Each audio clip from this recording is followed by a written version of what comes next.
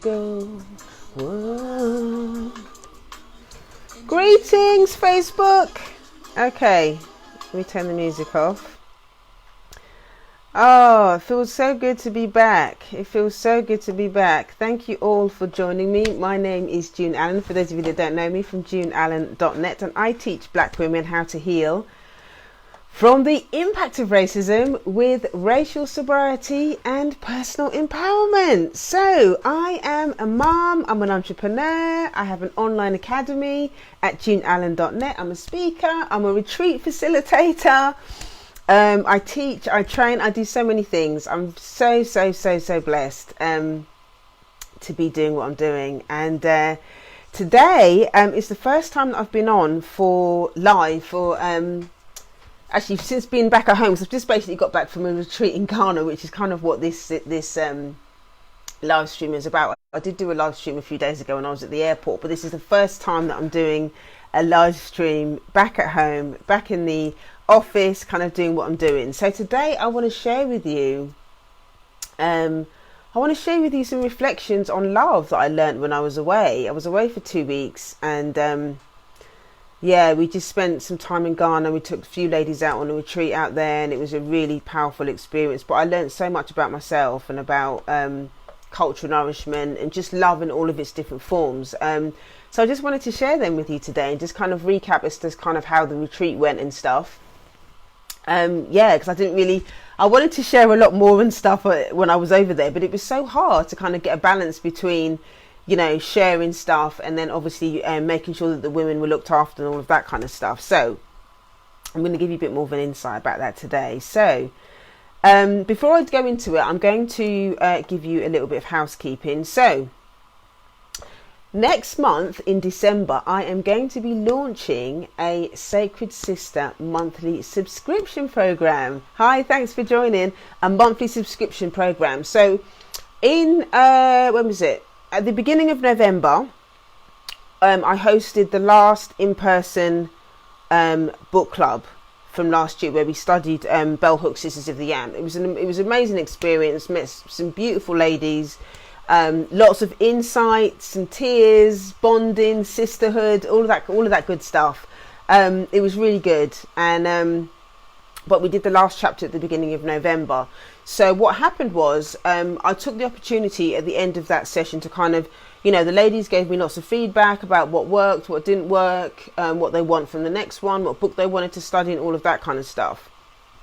So what came out of it is, you know, the ladies wanted a bit more accountability. They wanted, you know, they didn't. It was good having, you know, the book club that we had, but you know, they wanted, you know, once a month was not really enough, because it would be nice to kind of have a space where they could check in, because after the actual session itself, they would get heart work and stuff, but there wasn't really any spaces for them to kind of check in around the heart work questions and the journal prompts and what happened to them since the last session and all of that kind of stuff. So I've taken all of that into consideration. And also the other thing is that even though I called it a book club, it was so much more than a book club. It was a self-development program, to be truthful. It was a self-development program, but there needed to be more accountability. There needed to be more, you know, regular spaces in terms of, you know, that was more often than once a month, that would give the ladies an opportunity to be able to share their stuff. So this new membership program that I'm going to be doing is going to be incorporating all of those things. And each month, I decided that, you know, after the feedback and everything, the ladies wanted to do, to focus on love in all its different forms. So as much as we all love bell hooks, they picked the book, okay, which is Bell Hooks. So we're going to be using this book, which is going to be anchoring the conversations, but it is going to be, more, it's going to be self-development. It's going to be really, you know, going to be self-development. So I'm just going to be, so there you go, that's the book. And I'm going to be launching it in a couple of weeks' time. Okay, so if you click the link in the bio, go to heal.juneallen.net. That's heal.juneallen.net. That's heal.juneallen.net, and you can register your interest for joining the. It's going to be called Living in Love. This is the monthly membership. Is going to be called Living in Love, and December is going to be all about preparing for love. If you want more love in your life, you have to be willing to prepare for it. you have to get yourself ready. You have to get your space ready. You have to learn about what actually is love. How do you define it? You have to be willing to do the groundwork. You know, you can't just kind of sit at home twiddling your thumbs waiting for love to kind of come into your life. And when we're talking about love, we're going to be talking about all different aspects of love, not just love in the romantic sense. Obviously that's going to be part of it, but we're also going to be talking about love in terms of friendship. We're going to be talking about love in terms of love for self, love as expressed through creativity, your femininity, black femininity, love of culture, all of these things, but they're all going to be specifically based around how love expresses itself in different forms. So I'm super excited about doing this this monthly membership, because it means that we're going to be able to build a community. And also, the most important thing that I need to let you know about it is that it's going to be online, because one of the most things I kept getting from people was, oh, you know, I can't come to London, or I don't live in London, you know, I live in the States or whatever. I get emails from people that that are interested in the topics that I'm talking about, but obviously they don't live in the UK, or don't live in London, so they can't actually make it. So it was important for me to actually put the program online. So therefore, you know, there's going to be live Q&A. Obviously, we're going to be looking at the different aspects of the book. There's going to be masterclasses, loads and loads of different things that we're going to be doing. But the fact is, now you can join us from around the globe, which is amazing, because it just means there's going to be more people that are going to be able to get access to be able to build sisterhood, build community, learn about each other, learn about yourself, share all our different experiences and all of that kind of stuff. So, in December, we are going to be focusing more on, focusing specifically on preparing for love. We're going to be using the fact that solstice is just around the corner, and that is supposed to be a really heightened time to be able to manifest and do all that kind of stuff. So we're going to be preparing ourselves for all the love that we're going to be receiving from each other, from ourselves, from our ancestors, all of that kind of stuff. So we're going to be preparing ourselves. We're going to be looking at rituals, daily love rituals. They're going to help with that manifestation process. Okay, so if you click the link in the bio, go to heal.juneallen.net. That's heal.juneallen.net. That's heal.juneallen.net to register your interest. Now, the second piece of housekeeping is a really quick one. Is, as I said, I just got back from the Ghana trip, which is an amazing experience. If you saw all of the stuff that I was that we talked about before the trip, and some of the stuff that I shared on the trip, if you're interested in coming to Ghana with my amazing business coach, business partner and co-founder of Daughters of the Soil, that's the name of our collaborative business, then you can also click the link in the bio. There's a link there that will take you to the Daughters of the Soil page, and you can register your interest, where you get some free audios and videos and all of that kind of stuff as well. I can't tell you how amazing the retreat was. The ladies really opened up and were really vulnerable. There was a lot of transformation that happened on the retreat, and it was just very powerful. So anyway, as I talk through some of the stuff that I'm going to be sharing with you today, and some of the stuff that I'm sharing on my page as well, if you are interested, or you think that you might want to come with us to Ghana next year, then obviously click the link in the bio and register your interest. Right, so now let's get into the topic. So for those of you that have just joined, my name is June Allen from juneallen.net, and I teach black women how to heal from the impact of racism with racial sobriety and personal empowerment. So I have 3 requests on this broadcast. If there's anything that I share that you don't understand, or you'd like more details and stuff around it, then you can drop your comments in the comment section, or hi, thanks for joining. Or if you also, I understand that this is a public platform, so if you don't feel confident to drop it in the comments below, then you can obviously send me a direct message, or you can email me at info@yardofgreatness.com. So that's the questions. If you have any questions, the next thing is, if you know somebody who needs more love, who wants more love, who's struggling with love, struggling to love themselves, want more self-esteem, confidence, all that love stuff, and wants more, you think that they would appreciate this broadcast, then obviously go ahead and share it with them, tag them. The last request that I have is that to remember that this broadcast is not a substitute for therapy. So it's important that you contact your licensed mental health professional. If you go to therapy.juneallen.net, there are some details there about choosing a therapist and all of that kind of stuff. So those are the 3 things. So right, now let's get into the content. So I'm going to share 3 three things that I learned around when I was in Ghana about love reflections. And the first thing is, and this is such a simple one, but I think it's so easy to forget, love requires time. Love requires time. Love just doesn't happen by itself. You need to make time for love. Whether it's loving on yourself, or loving on your partner, or loving on your children, or loving on, your being creative, or loving on your business, whatever it is, you have to make time. You have to make time for love, because time is going to give you the space and the energy to be able to clarify, first of all, what love means and how you want to express it. A lot of times, we're so used to thinking about love in terms of romance that sometimes we forget that there are so many different ways that we can love, so many ways that we can receive love, so many ways that we can express love, and sometimes those things get missed.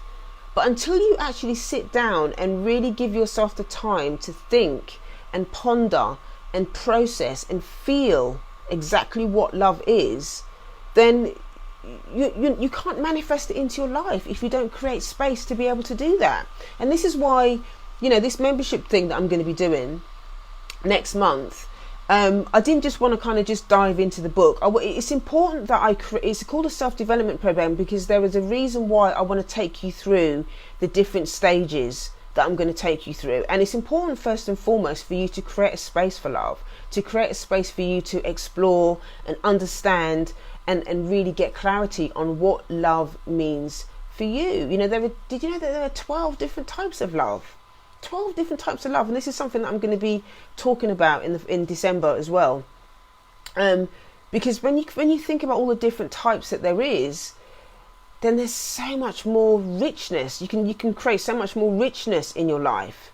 There's so much more ways that you can express it, so many ways that you can experience it and manifest it in your life. But you have to first understand what it is, all the different types, and how it's currently going on in your life. Or maybe you're in a situation where you grew up in a space where there wasn't a lot of love in your life, where you grew up where for you, love is something that's really painful.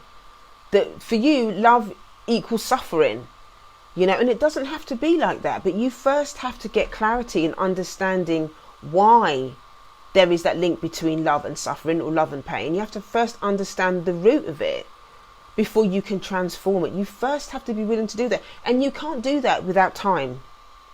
You can't do that without creating the space and time to be able to process that. So then if you have time, then you can start making plans about being intentional about the love that you want in your life.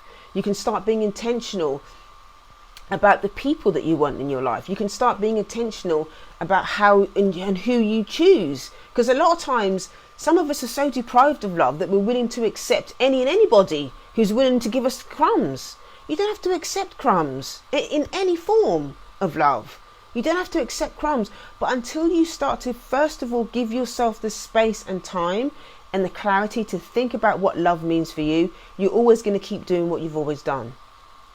If love is something for you that's always been something that's been a thing of deprivation, or something that you've always yearned for but never really felt satisfied, until you give yourself that space to be able to explore it, it's always going to be the same.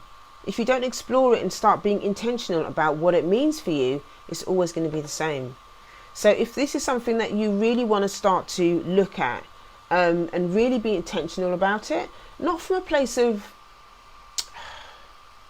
it's something that I really want to focus on, the gentleness, the tenderness around it. Not something that, it's not like a, real hardcore kind of goal setting exercise. It's not like that. It's about allowing yourself to calm down, to slow down, to think, to feel, to kind of step into a place of peace, so that you can make space for those things to become attracted to you, as opposed to thinking that you have to go out and look for it. Love doesn't work like that. Love is more about settling yourself so that those things can actually come to you. And this is why, it was so easy for me to kind of think about this insight when I was in Ghana, because obviously I was there for 2 weeks. I had the sun, I didn't have to cook, I didn't have to do any washing, I didn't have to do any of that stuff that we get trapped in our daily lives, because I gave myself time. Not only did I go to Ghana to do this retreat with my business partner, but we also had pockets of time in between the workshops, and we went out.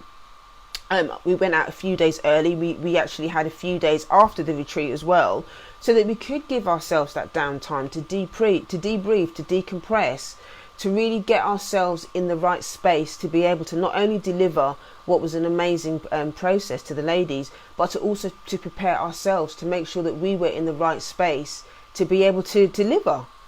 If we'd have gone there, without actually taking care of ourselves before and after the retreat, we would not have been able to deliver it in the way that we delivered it.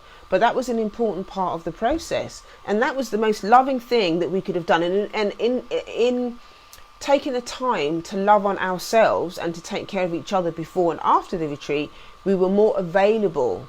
We were more available to other people, and this is the same thing for you. This is the same thing for you. When you make the time and give yourself the space to pause and to get clear on where you are when it comes to love for yourself, then you can start to make time and to have more energy and peace and serenity for other people in your life.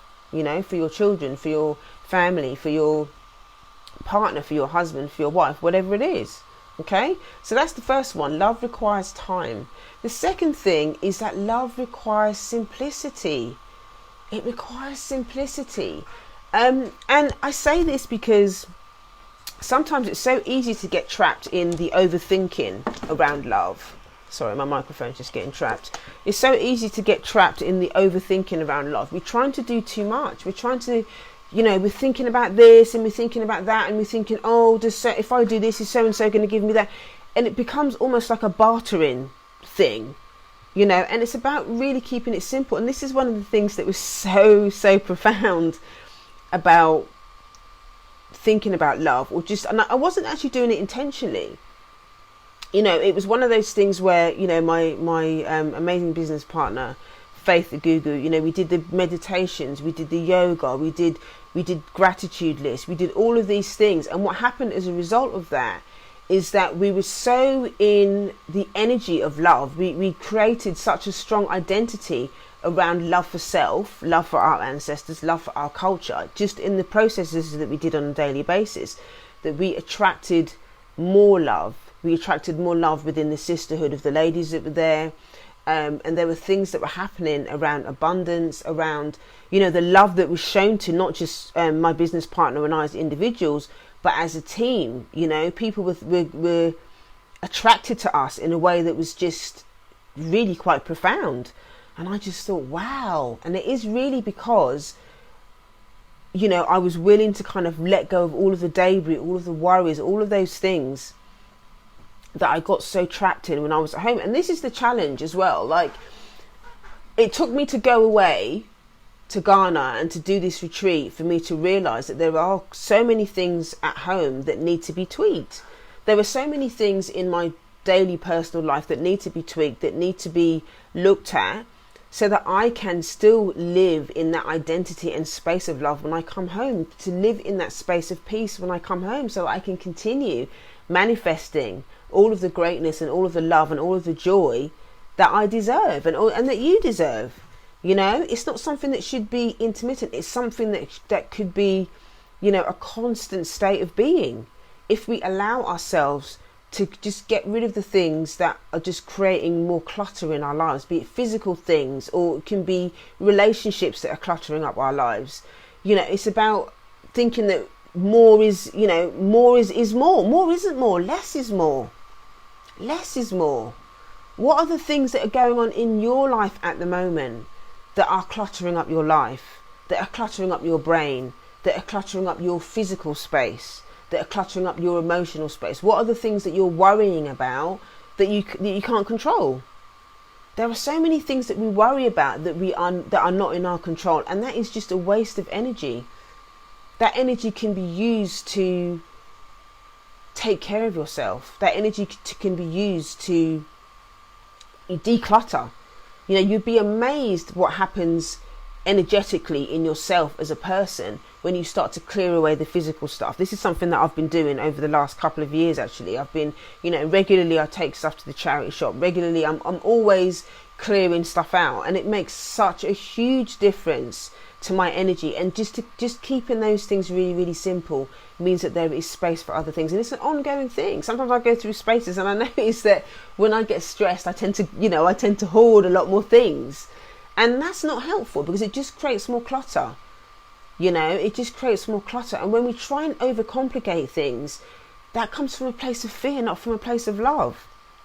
I remember reading something somewhere that was saying about how, there are only really two core emotions, love and fear. Everything else is just a manifestation of whether it's love or fear.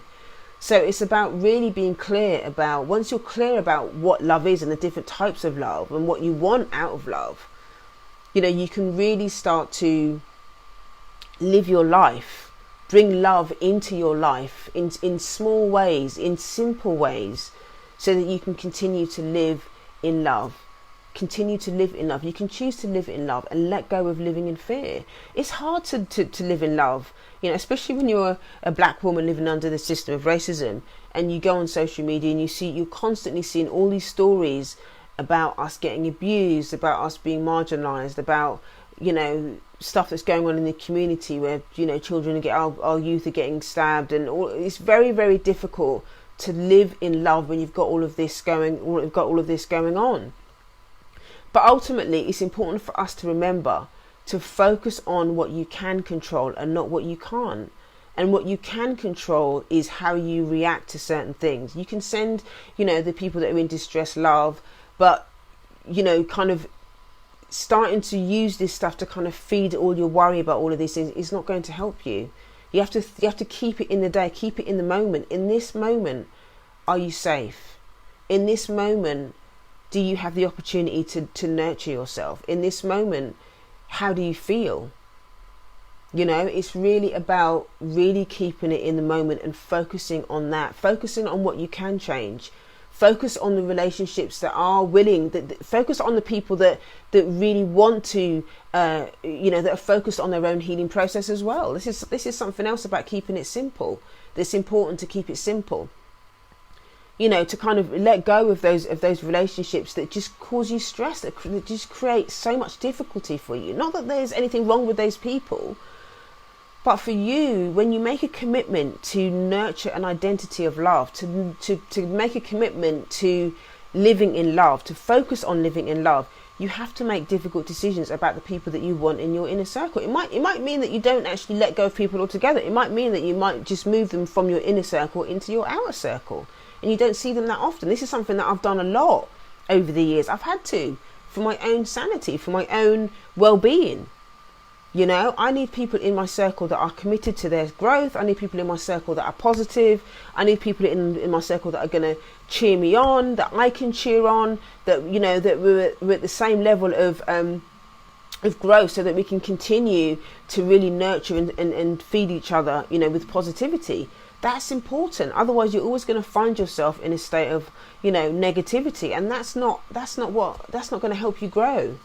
That's not going to help you grow. What's important is making a commitment to keeping things simple around your relationships, keeping things simple around your life on a daily basis, so that you can stay as much as possible in that place of peace. That is so important for your well-being. And the last reflection that I have from Ghana is, love requires an identity. And I talked a little bit about that in the previous one. But love requires an identity. And what was really, really beautiful about the trip to Ghana was the opportunity to experience what it feels like to be in an all-black country. Not just an all-black country, but a country that was so vibrant and so rich. And, there were areas that we went to that didn't have as many material things as what we have over here in the UK, or even as part of kind of Western living there, some of the areas that we went to. But they seemed happier. They seemed a lot more content with their lives. They had less, but they felt a lot more content. The energy there, that was one of the most powerful things that I really fell in love with over there. The energy that was there was so much more chilled. It was so much more chilled, and they were so much more connected to their identity. You know, there wasn't that kind of confusion around their blackness, you know, because it was an all black country. It was an all black country. And one of the things that was really, really powerful for me was that I realised that when I'm in the UK, and obviously surrounded, you know, we're in the minority in the UK as a black woman, as black people.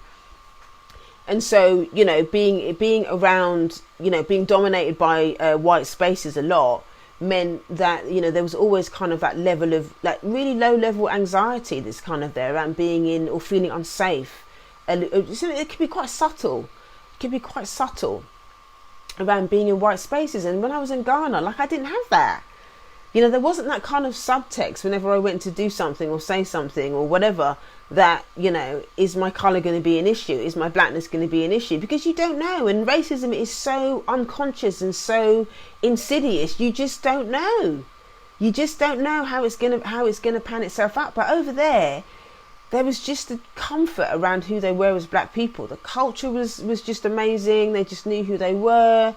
They spoke their language, and it's just a different feeling being in a space where you're with people that, you know, there's just an all black country. There's just that shaking off those kind of white supremacist shackles, that anxiety that you have in the UK or whatever, or in white dominated spaces. It's just so different. And so I just felt more anchored in my identity not just as a black woman, but as an African woman. And, you know, I believe my ancestors came from Ghana as well. I spoke to my mum, and she was really excited because somebody told her as well that there was a tribe in Ghana that they looked very much like. I mean, obviously I need to do my ancestry thing to confirm that. But I just felt at home there. I just felt at home there on so many levels. The food, I just felt at home. And, you know, just being around the fabric and the people, you know, I just felt at home in my skin. And it's just not very often that I really, really feel that calm inside my own skin. I mean, obviously because the sun was out and there was loads of fresh coconuts and all of that kind of stuff helped the situation. But yeah, it's just such an amazing experience. But, you know, being back here, it just made me realise the importance of cultural nourishment. And I talked about this quite a lot, about the importance of cultural nourishment. So cultural nourishment is about, you know, celebrating your culture in the spaces where you can. So, and I've always empowered people to use cultural nourishment in their homes. You know, put your fabric and stuff up in your house, put quotes up from scholars that you love, bookshelves and books, and educating yourself on the knowledge of your people and understanding the, you know, melanin and all of this stuff, just ways that you can empower yourself in your home and to remind you of how powerful your blackness is. And you can do that in your home. You know, I bought loads of fabric and I'm going to be making some upholstery and stuff with it, so that it would just remind me of Ghana. And now when I look at that fabric, it's just going to remind me of home. And I'm calling it home because I felt so at home. I felt really, really at home. So, you know, I'm going to be doing a lot more bits and pieces at home with the fabric and stuff that I've bought, because I felt so at home. I bought loads of clothes as well, so you'll see, you know, it's a little bit cold at the moment. Obviously the stuff that I bought over there was all short sleeved and whatnot. So yeah, I'm gonna have to go out and buy some roll necks and whatever so that I can still wear the clothes. But when I wear those clothes, it's just gonna really it's just gonna transport me back there to Ghana, so that I feel really I just feel connected. You know, it's cultural nourishment. It's really just helping me to anchor myself in my African identity, you know, and that is a form of self-love. You know, love requires, for me as a black woman, and for you, to anchor yourself in your identity. So part of my love identity is my culture. Part of my love identity is acceptance around who I am as a black woman, acceptance around my culture and exploring new things. That is an important part of love. Love requires your identity. So think about, as you go about the rest of your day today, think about some ways that you can start to nurture your cultural nourishment, and allow yourself to just embrace it. Think about ways that you can reconnect with the motherland. You know, if you would like to join us for the retreat next year, we're hoping to do the next one in October. So if you're interested in that, you can click the link in the bio, go to heal.juneallen.net. That's heal.juneallen.net. That's heal.juneallen.net. and you can register your interest for the next Ghana retreat. So that's it for today. Those are the three things. Love reflections from Ghana. The first one is love requires time. The second one is love requires simplicity. And the third one is love requires identity. Okay, so if you know somebody who, if you enjoyed today's session and you would like somebody else to also enjoy the session, you think somebody else would benefit, then you can tag them, share it with them. If you've got any questions or anything that I've shared, then you can either send me a direct message or you can email me at info@yardofgreatness.com. Thank you so much for joining me today. If there's anything else that I can do, then obviously you can let me know. I don't take for granted that you choose to spend time with me, so thank you so much for joining me, and I will see you next time. Tomorrow I'm going to be talking specifically about anyway, I'm not going to tell you what I'm going to do, okay, so I want to confirm it first before I tell you what I'm going to be doing. But thank you so much for joining, and I will see you next time. All right, take care, bye bye.